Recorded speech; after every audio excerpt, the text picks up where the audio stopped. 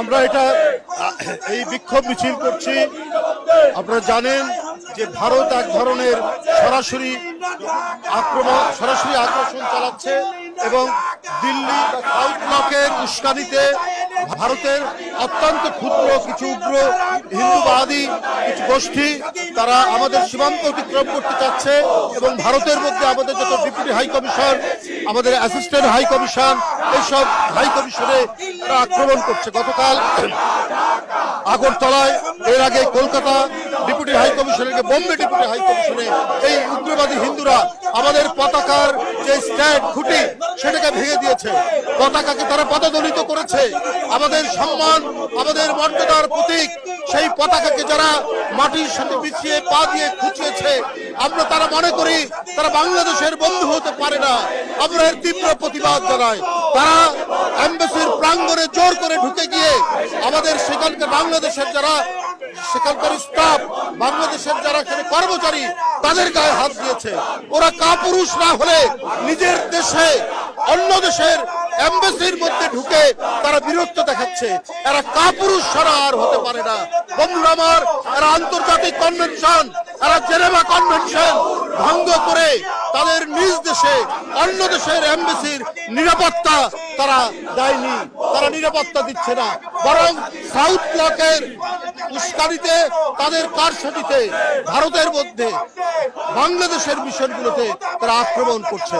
এটা আমরা মনে করি সরাসরি এক ধরনের আগ্রাসন, সরাসরি বাংলাদেশ বিরোধী একটি সাম্প্রদায়িক শক্তি, দিল্লির সাম্প্রদায়িক শাসক গোষ্ঠী এই ডাইরেক্ট, এই ভার্টিক্যাল, এই ডাইরেক্ট আগ্রাসন তারা চালাচ্ছে। আমরা এর প্রতিবাদের জন্য আজকের এই বিক্ষোভ মিছিল, এটার আমরা তীব্র প্রতিবাদ এবং ঘৃণা জানাই যে একটি স্বাধীন সার্বভৌম দেশের মর্যাদাকে ক্ষুণ্ণ করার জন্য তারা চক্রান্ত জাল যেভাবে বিস্তার করছে, আমরা সেই চক্রান্ত জাল আমরা ছিন্ন করে আমরা আমাদের পতাকাকে আমাদের মাটির গভীরে পতিত করে এটা বাংলার আকাশে এবং বাতাসে পথ করে উঠবে, সেই অঙ্গীকার এখানে জাতীয়তাবাদী শক্তি এখানে করছে।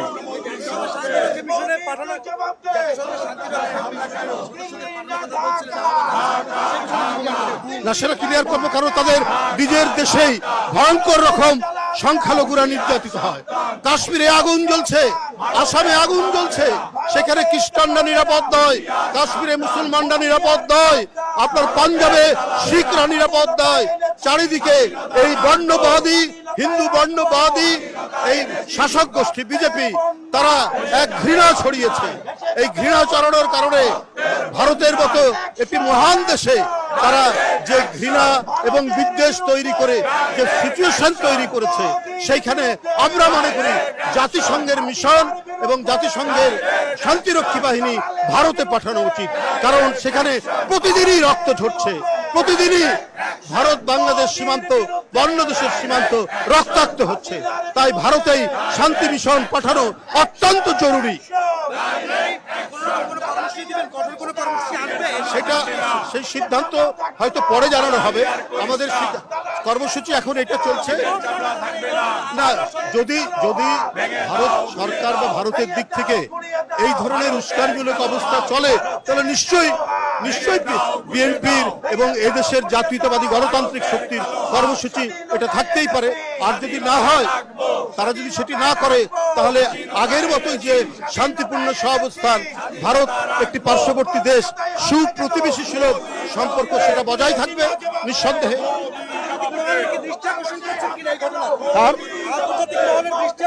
অবশ্যই আন্তর্জাতিক মহলের ইতিমধ্যে দৃষ্টি আগে থেকেই নিবদ্ধ ছিল। তারা ভারতের মানবাধিকার লঙ্ঘনের উপর তাদের রিপোর্ট আছে এবং আজকে যেটা বলেছি, গত নির্বাচনে নরেন্দ্র মোদী সাহেব যত ঘৃণা ছড়িয়েছে, যত মুসলিম বিদ্বেষ বক্তব্য রেখেছেন, এগুলো তো আন্তর্জাতিক মানবাধিকার সংগঠন সবাই জানে। তো সুতরাং আন্তর্জাতিক যে দৃষ্টি তাদের প্রতি আছে, এটা আমাদের বিশ্বাস এবং আমরা আমাদের স্বাধীনতা রক্ষার জন্য আমরা অঙ্গীকার করব।